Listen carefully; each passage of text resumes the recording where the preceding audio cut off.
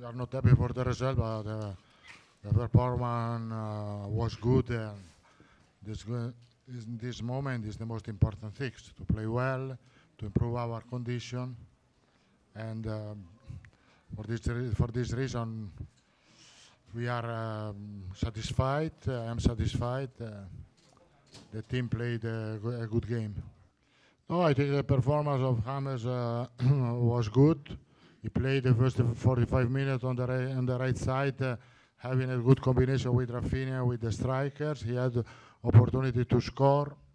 His performance was good, also defensively. He worked hard. Second half, I put him in the middle, but in this moment, he did well. Also, we consider it that it's the second game with us, and he's improving really quick. Bosses, Rummenigge and Töners have to remind you how worthy players like Thomas Müller were in the history of FC Bayern. Is Sama right? No, nobody can explain to me the history of this club and the history of this player.